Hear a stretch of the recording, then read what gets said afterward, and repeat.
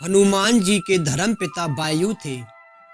इसी कारण उन्हें पवन पुत्र के नाम से भी जाना जाता है। बचपन से ही दिव्य होने के साथ साथ उनके अंदर असीमित शक्तियों का भंडार था। बालपन में एक बार सूर्य को पका हुआ फल समझकर वो सूरज को खाने के लिए सूरज के पास जाने लगे। उसी समय इंद्रदेव ने उन्हें रोकने के प्रयास में वज्र से प्रहार कर दिया। वज्र के प्रहार के कारण बालक हनुमान की ठुड्डी टूट गई और वे मूर्छित होकर धरती पर गिर गए। इस घटना से कुपित होकर पवन देव ने संसार भर में वायु के प्रभाव को रोक दिया, जिसके कारण सभी प्राणियों में हाहाकार मच गया।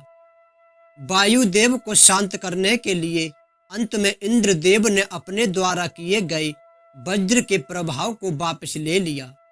साथ ही साथ अन्य देवताओं ने बालक हनुमान को कई वरदान भी दिए। वज्र के प्रभाव ने हनुमान की ठुड्डी पे कभी न मिटने वाला चिन्ह छोड़ दिया।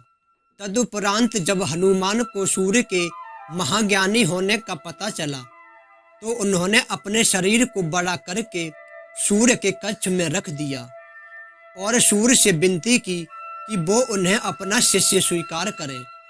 मगर सूर्य ने उनका अनुरोध यह कहकर अस्वीकार कर दिया कि क्योंकि वो अपने कर्म स्वरूप सदैव अपने रथ पे भ्रमण करते रहते हैं। अंत में हनुमान प्रभावपूर्ण तरीके से स्वेच्छा ग्रहण नहीं कर पाएंगे। सूर्य देव की बातों से बिना विचलित हुए हनुमान ने अपने शरीर को और बड़ा करके अपने एक पैर को पूर्वी छोर पे और दूसरे पैर को पश्चिमी छोर पे रखकर पुनः सूर्य देव से विनती की और अंत में हनुमान के दृढ़ता से प्रसन्न होकर सूर्य ने उन्हें अपना शिष्य स्वीकार कर लिया। तदुपरांत हनुमान ने सूर्य देव के साथ निरंतर भ्रमण करके अपनी शिक्षा ग्रहण की। शिक्षा पूर्ण होने के उपरांत हनुमान ने सूर्य देव से गुरु दक्षिणा लेने के लिए आग्रह किया, परंतु सूर्य देव ने यह कहकर मना कर दिया कि तुम जैसे समर्पित शिष्य को शिक्षा प्रदान करने में मैंने जिस आनंद की अनुभूति की है वो किसी गुरु दक्षिणा से कम नहीं है। परंतु हनुमान के पुनः आग्रह करने पर सूर्य देव ने गुरु दक्षिणा स्वरूप हनुमान को सुग्रीव धर्मपुत्र सूर्य की सहायता करने की आज्ञा दे दी।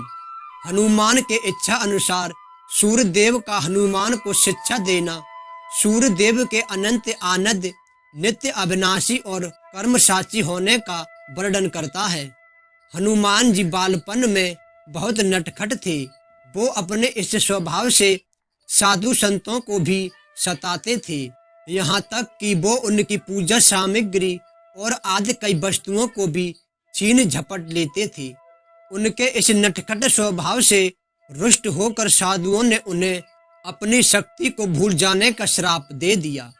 इस श्राप के प्रभाव से हनुमान अपनी सब शक्तियों को स्थायी रूप से भूल जाते थे और पुनः किसी अन्य के स्मरण कराने पर ही उन्हें अपनी असीमित शक्तियों का स्मरण होता था।